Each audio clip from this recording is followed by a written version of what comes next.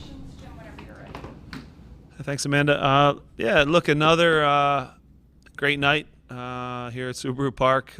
Again, incredible crowd, especially for a Wednesday night to come out and have an atmosphere like that was special for the guys. Again, I thought we set the tone pretty early. Got a good early goal, and then conceded in a way that maybe we made a mistake we got caught in between trying to build out of the back versus being a little more direct and safe, and Atlanta made us pay.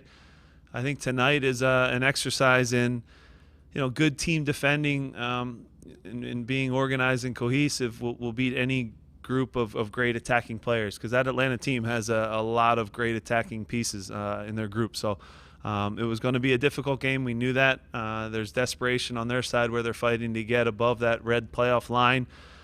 We warned our guys about that, and again, this group continues to not have any letdowns, which is not easy in this game. It's really hard to win games. It's hard to win, the way that we win. And again, after we get the big goal, which was Mikel's goal right before half, I think momentum-wise that takes a little bit out of them. That gets our crowd back into it and excited. And then from the second half, we absorbed a little bit, but then I thought punished them a couple times in some transitions as they threw numbers forward. So huge 3 points. Some results look like they might be going our way in terms of how things shake up in the Eastern Conference. But this goal, this team's goal, and I said it in the last words that I said to the group, is the playoffs first, win the Eastern Conference second, Supporter Shield third, and then we're going to push to win MLS Cup. So I think we checked one box tonight. We have a lot of work ahead of us, but we're playing really well right now. Jim, you ever seen a left back create double the number of chances as everybody else on the team? What Kai's doing, he did it again tonight. Yeah. He's got. Let's not talk about Kai till the 2nd of September. No, look, again, incredible performance again. Maybe one of his best in terms of defensively closing down the ball, getting isolated with a Rajo who's 1v1, probably the most dynamic guy in our league, and you saw how dangerous he can be. But Kai did a great job defensively first, but then joining into the attack, the service on his restarts, the service getting forward was incredible. So he's a top player. He's the best left back that we have in MLS, and we're lucky to have him here in Philly. So again, another great performance for him. Continues to get better and better as the season goes. And look, man, I have to say, it's not easy to play with. I call it noise, when there's constant noise in and around you and transfers and this and that. To be as professional as he has been and just put his head down and play is not easy to do, and he's done a great job of that. So I'm really proud of him, and yeah, relationship's great with Kai, and I think he's a special defender. Jim, you guys have had some games lately that you've turned into blowouts. Is there some value to the way these guys responded in a game that was a one-goal game for the first 75 minutes that you think might be able to pay off down the road when the opponents get better? Yeah, look, Matt, when it went 1-1, I had a weird feeling. I kind of, again, had a doubt crept into myself. I know I'm not supposed to say that, but it felt like maybe, with them having a group on the field that just maybe wanted to take risk and had nothing to lose, and they almost have 8, almost pick-up soccer players out there that can really hurt you individually. It could have been one of those nights.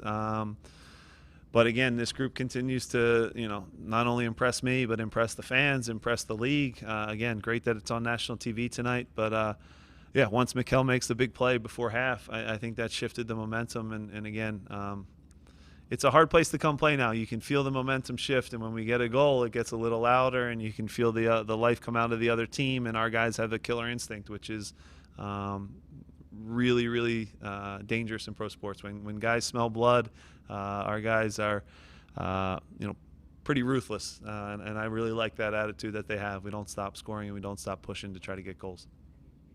Staying compact and cohesive. It seemed like there were a couple moments at 2-1 where maybe the game gets a little stretched, a little bit to end. What do you think it is about this team, and where does that signal come from in those guys out there to close it down and keep it compact like that? Yeah, I think it always starts from the back with Andre. 200th game tonight, and that stability and that nice warm blanket that he gives us back there makes any coach sleep well at night. You have a great goalkeeper. Our center backs have been outstanding all season.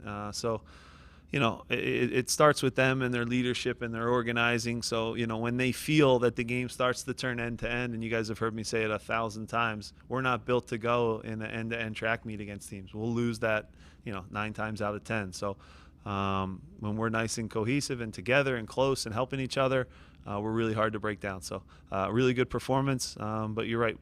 I think it starts from the back.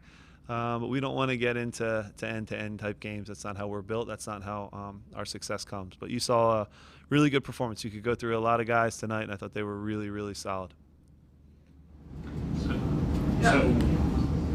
On the weekend it was Matt Real with the late goal. Yeah. And it's Nate. First goal for right back in forever. First goal in Nate's professional career. What does that mean for him as a guy who was in the lineup for a long time, has been in and out of it? What have you seen from him? Yeah, look, the conversations with Nate are he's a defender that is on one of the best defenses in the league, and that says a lot for a young outside back. And he carried us early in the year. He deservedly, was starting and earned that. I still trust him to start. We just happen to have the luxury of having 2 really good right backs. I can say it now. It's most likely that we had it planned that he was going to start against Red Bull no matter what. And for him to come into the game, not just the goal, but to defend forward and aggressive and win tackles and go and defend 1v1 the way he did, it's like he didn't miss a beat. So, we have full confidence in Nathan. He's an incredible defender. All defenders, though, go through, the ups and downs. And when you have a guy who's probably going to play in a World Cup also in the same spot, it's not a knock on him. Depth is a good thing. Real teams in this league have depth. And really happy for Nathan, though, to get his first goal. That was a big one. Olivier left. Did he have cramp? Is he okay? Or what's going on? Yeah, he felt a little tightness when he opened up and ran, so he wanted to, be proactive with it. I don't think it's serious. The hope is that it just, it's tough to self-diagnose, you know what I mean? So, he thinks it's just hopefully a cramp. We'll get some pictures taken, and hopefully it's nothing serious. But again, regardless of that, we plan to pencil in Nathan anyway on the weekend, so he'll get some rest and recovery. Hopefully he can be available off the bench, Olivier, but we'll see after we get some pictures back. But hopefully it was just tightness. He put a lot into the game as well. In regards to Daniel's recent goal scoring form, are there tactical conversations you've had with him, conversations he's had with his teammates? Like, what do you think's caused the flip to switch most for him? Yeah, so I think comfort with the teammates, comfort with the new country, comfort with his family being here, and all those things are a factor for sure. He's playing incredible soccer, though.